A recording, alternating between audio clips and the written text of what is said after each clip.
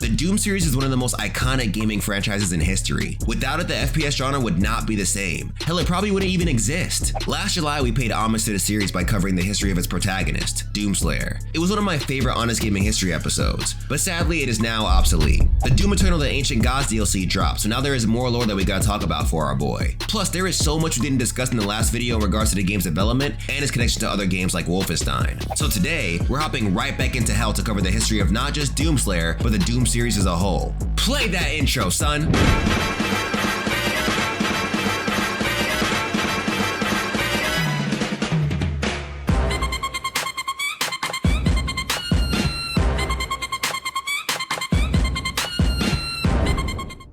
So, before we begin, just want to say that if you enjoy this kind of content, please consider hitting that like button. It's a small action, but it really helps the channel out a lot. And if you really like this content, sharing and subscribing would be much appreciated as well. Yeah, do all that. But hold up, don't you? I'm reading this script. There was a second Doom movie? Unfortunately. Bro, did they not learn from the first one? I mean, was it good at least? You know, it existed. But we'll get into that later. First, let's talk about how the Doom series became a thing. Our tale begins in 1990 with a small group of developers from the Soft Disk company. Within this group was Tom Hall, John Carmack, John Romero, Lane Roth, and Adrian Carmack. They called themselves Ideas from the Deep, or IFD. Originally, these guys just worked on new games for Soft Disk, but everything changed once John Carmack decided to show his genius. He figured out a way to recreate Super Mario Bros. 3 on the PC. With the help of the IFD squad, he managed to create a working demo. They sent it to Nintendo with the hope that it would lead to a collaboration. But Nintendo was like, nah bro, if people want to play Mario, they're gonna play it on our shit. Luckily, Scott Miller from Apogee Software was watching everything from the sidelines. He liked the work of John Romero, so this led IFD to start working with Apogee. For their first project together, Tom Hall pitched the idea of a kid fighting aliens to save the galaxy. From this came the side-scrolling platform video game series Commander Keen. It did very well. So well the squad was like, screw it, let's just make our own company. Removing the F from IFD, they called themselves id Software. Roth went on to lead what was left of Ideas from the Deep. The first title they released as id was legendary Wolfenstein 3D in 1992. As we said in our BLAZKOWICZ video, this is a remake of the 1981 Castle Wolfenstein that was developed by Muse Software. To create the game, John Carmack used an innovative technique known as raycasting to map 2D textures on a 3D space. Computers at the time couldn't handle the pressure of the third dimension, so Carmack made it so PCs would only have to calculate what the player could see. The game's release was met with critical acclaim. Some even saw it as the best game ever created. So the team knew they were on something big here. After Wolfenstein 3D put them on the map, they immediately started working on their next IP. They went from the regular war theme to science fiction and improved their 3D engine. Then merely a year after Wolfenstein 3D's release, they dropped the first Doom. The title was separated into 3 episodes and covered the adventure of an unnamed space marine, commonly referred to as Doom Guy, giving hordes of Hellspawn the business. Like its brother game, Doom brought about significant changes to the gaming world. Not only did it help to popularize the FPS genre, but it also pioneered the idea of multiplayer deathmatches. Within the game, 2 to 4 players can compete against each other in a free-for-all mode inspired by games like Street Fighter 2 and Art of Fighting. So when you think about it, without fighting games, you probably wouldn't have FPS deathmatches.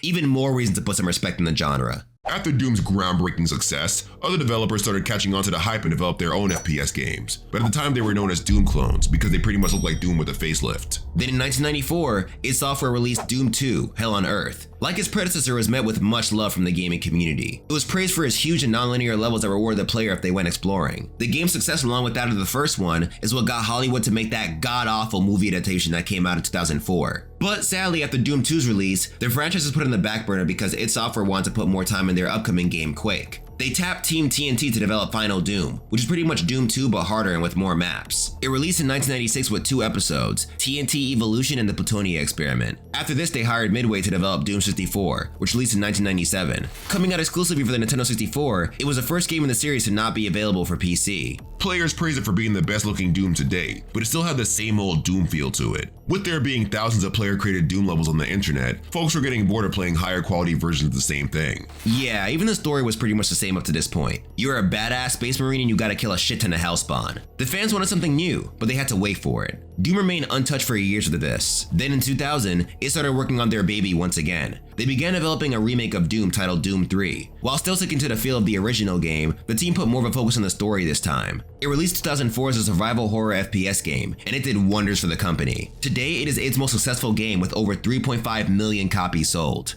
8 months later in 2005, they released an expansion for the game titled Resurrection of Evil. Then it took a weird turn and developed a bunch of spin-offs, including Doom RPG, Doom 2 RPG, and Doom Resurrection. Fans wouldn't hear about a sequel to Doom 3 until 2007 in QuakeCon, but the reveal was met with bad reception. People were calling it Call of Doom because of how similar it looked to the Call of Duty franchise. It must have sucked being called a clone of a game that you inspired. The next addition to the Doom series didn't come until 2012, when an enhanced version of Doom 3 got released titled Doom 3 BFG Edition. However, following this release, their franchise took another break. It needed time to figure out how they were going to flex in the industry again.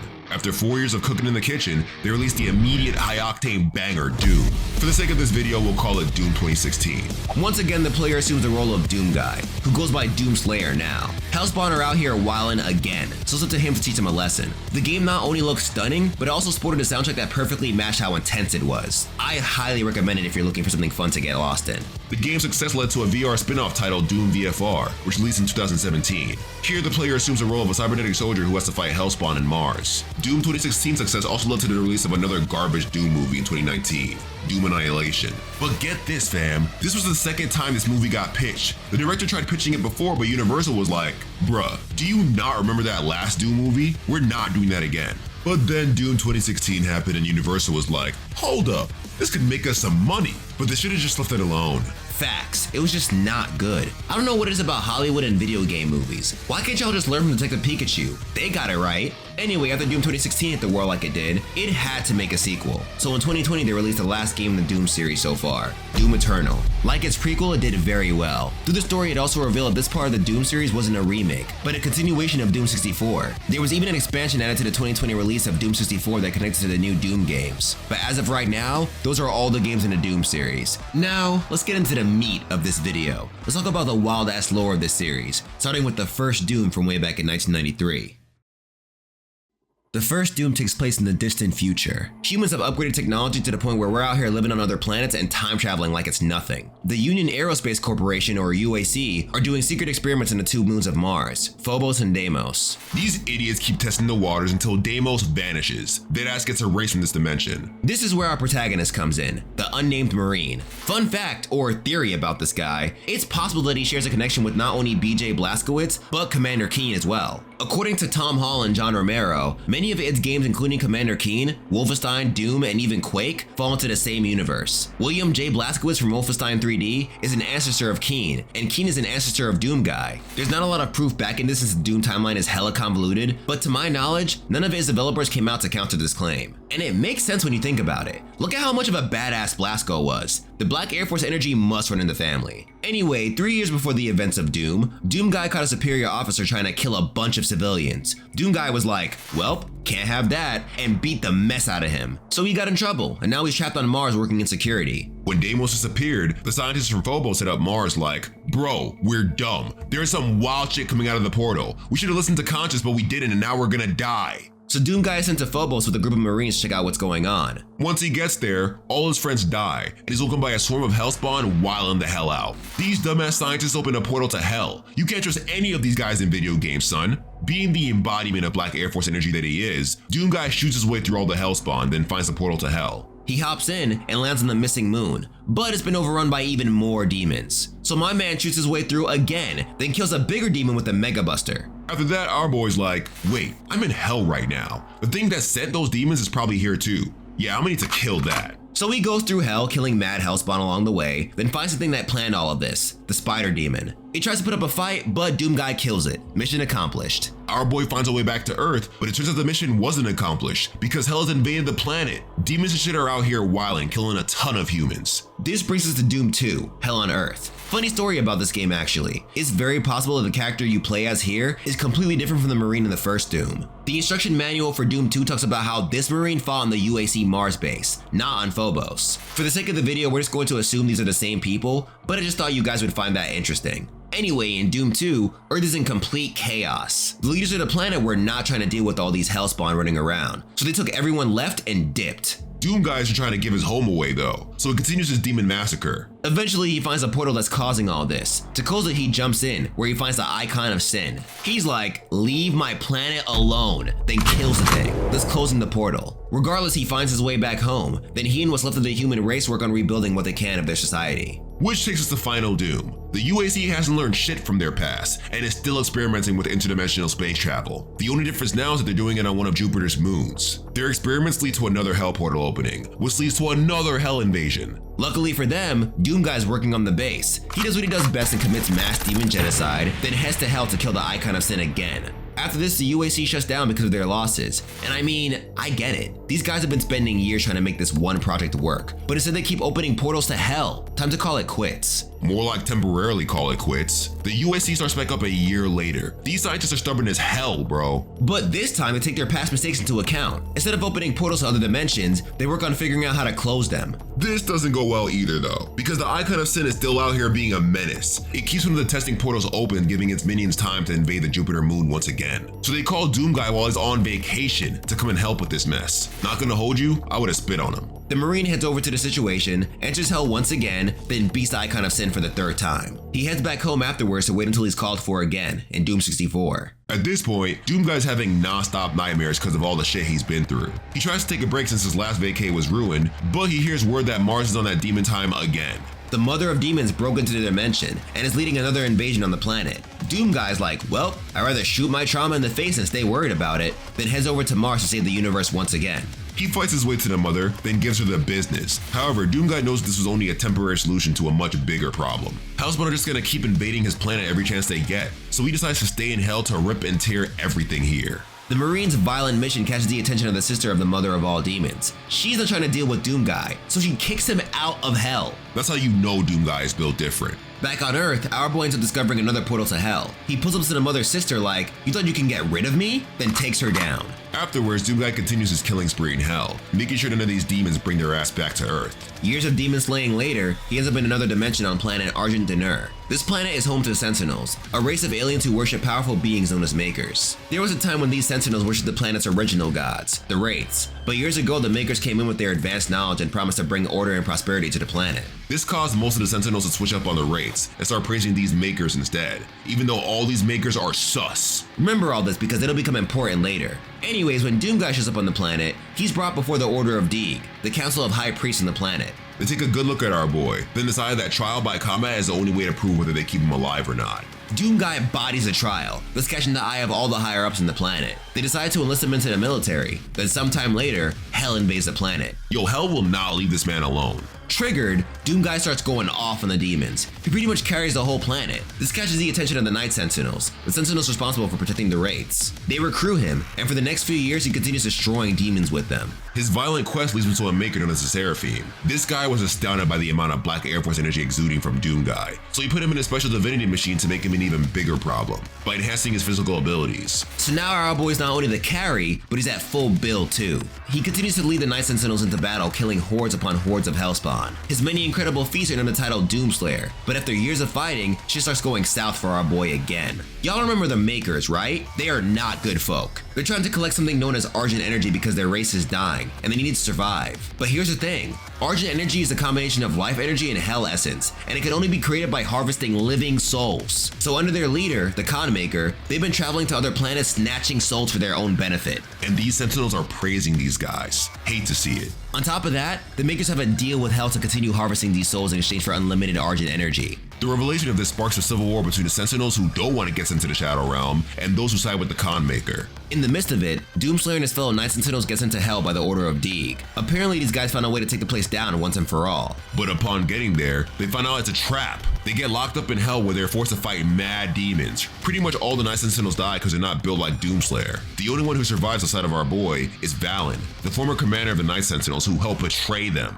Valen lost his son to Hell's forces a while ago, so he betrayed his own squad because the Order of Deeg promised to revive him. But the bitch-ass Order revived his son as the Icon of Sin. So Valen puts himself in timeout because of his ignorance, while Doomslayer continues to body everyone he can in Hell. Eventually, all the demons agree that this man cannot run free in their home again. The Makers bringing him back here was an awful idea. So they jump him like a bunch of cowards, then lock him in a sarcophagus. Now let's talk about what humans were doing during all this. The UAC is unfortunately still a thing. And they still haven't learned shit. In 2095, these dumbasses went back to Mars and found out about Argent Energy. Once they realized how powerful it was, they started using it for their own benefit. But get this, these dudes knew this energy came from Hell, and they still used it. They just kept it to themselves so sensible human beings wouldn't cancel their ass. Can the UAC even be cancelled? These guys have been killed off multiple times and they're still here. At this point, I don't even know. Anyway, after years of using Argent energy, the USC sends an expedition team to Hell under the guidance of one of their chairmen, Dr. Samuel Hayden. They find Doomslayer's sarcophagus and bring him back to their base on Mars. One of his employees, a scientist named Olivia Pierce, has been acting real sus recently, so he wants Doomslayer on base just in case shit gets crazy.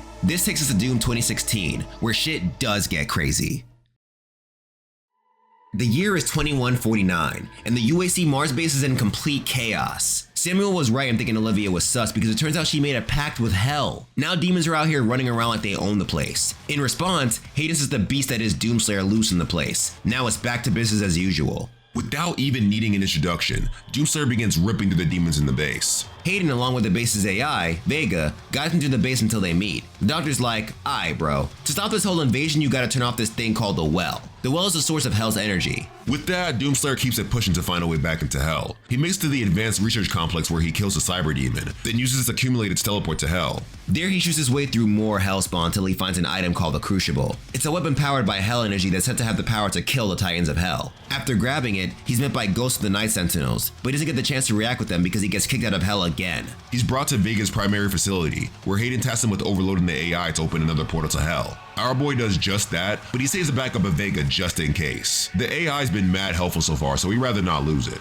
A portal opens up and takes him to the location of the Well. Using the Crucible, he shuts down Hell's power source. As he tries to find a way out, he's met by more Night Sentinel ghosts. Then he runs into Olivia Pierce. She's shook because the same demon she worshipped betrayed her. But lady, you were messing with beings from Hell. What did you think was gonna happen? Then lightning strikes the scientist, and she morphs into the Spider Mastermind, like in the first Doom. Of course, Doomslayer murks the thing, but after the battle, Dr. Hayden teleports our boy back to Mars in restraints. He takes a Crucible for himself, betraying our boy, and admits that he plans to use it to create more Argent energy for humanity. Fuck you, Hayden! Then as he dips, he teleports Doomslayer to an unknown location, and that ends Doom 2016.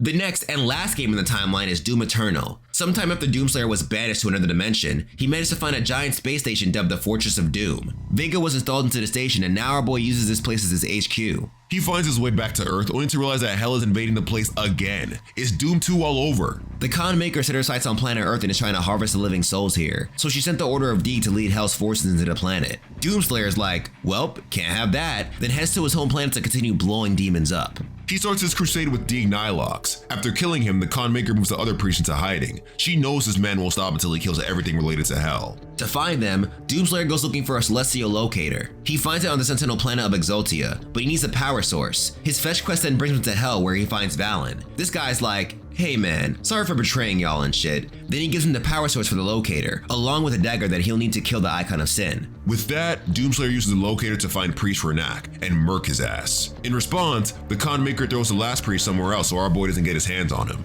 Vega informs him that their best course of action now is to talk to Samuel Hayden. Though he may be a dick, he's their only kinda sorta ally who knows a lot about Hell. So he heads to the Ark complex where he finds the doctor's destroyed body. It turns out that after Hayden banished him, he led the charge against Hell's forces during the invasion with the Armored Response Coalition. Using Argent energy, they managed to hold off the demons, and Hayden was seen as a savior among the Earthlings. However, everything changed once Hayden fell in battle. Now he looks like this. Can't say he didn't deserve it though. This is what you get for banishing a hero of Black Air Force energy, Hayden. But once our boy finds the body, it's revealed that Hayden planned for all of this. He knew Doomslayer would eventually come back, so he had his staff wait for him with the Crucible from Doom 2016.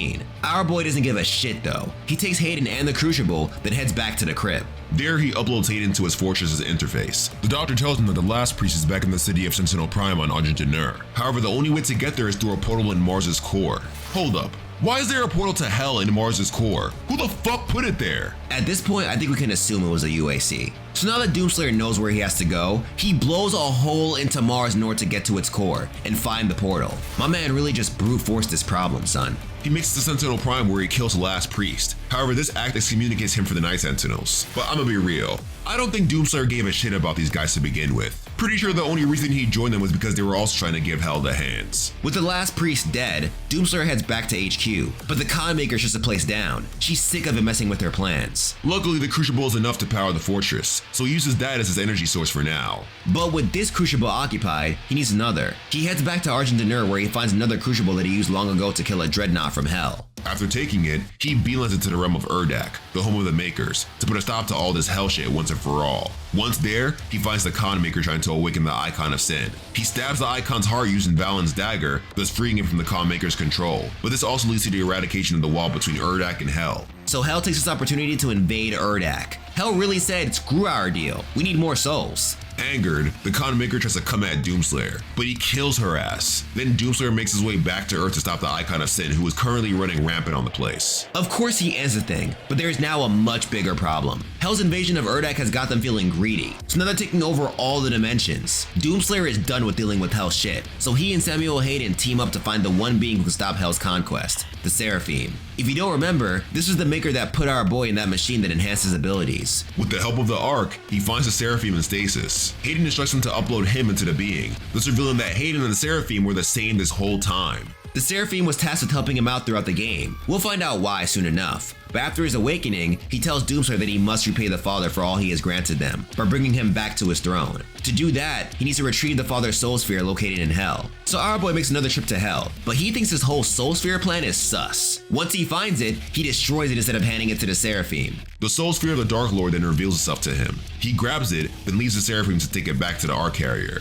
Almost everyone dips when they see Doomslayer walk in with this thing. The only person who stays is an intern, who's honestly just trying to help our boy fight the good fight. The intern states that the Dark Lord is pretty much the ruler of Hell. Doomslayer's plan is to revive this dude and kill him so all the demons die. The only place where he can revive Hell's ruler is in Urdak, so he goes there only to find the Seraphim waiting for him.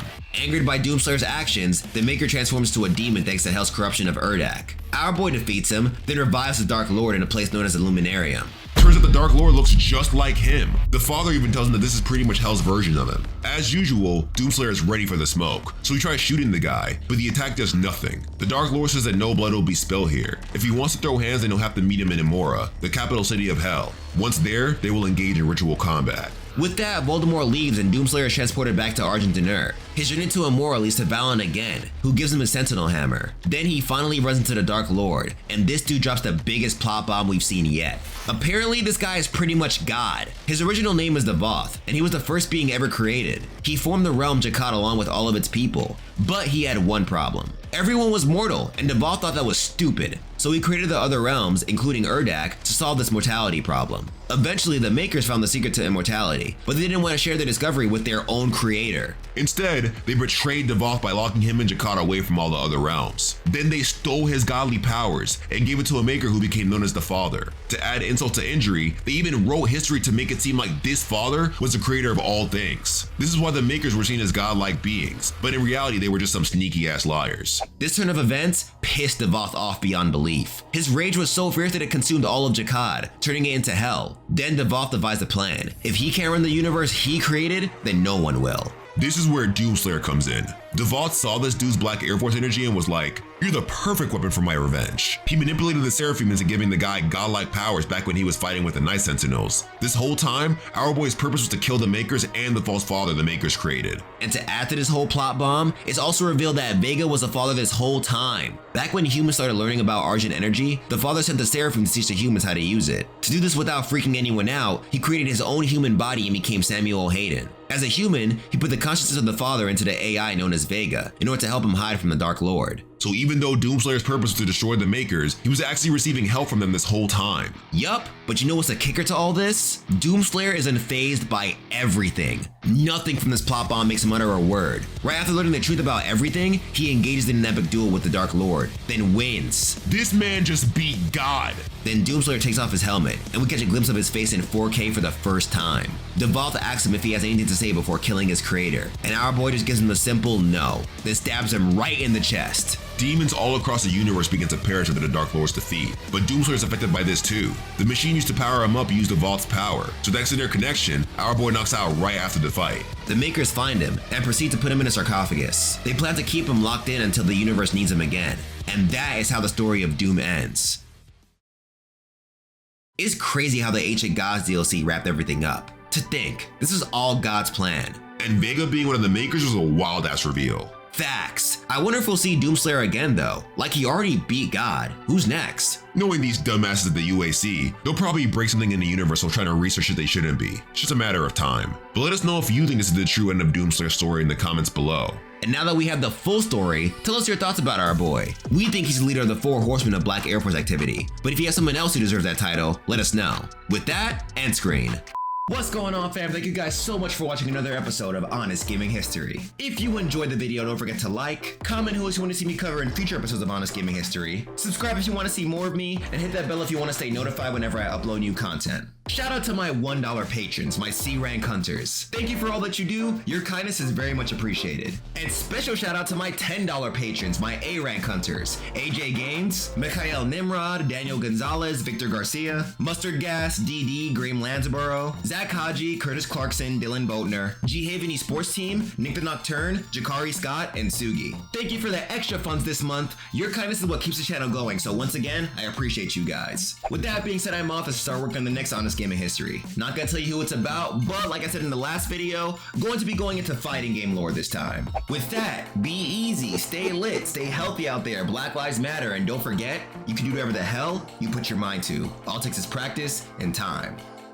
Peace out, y'all. Have a good one.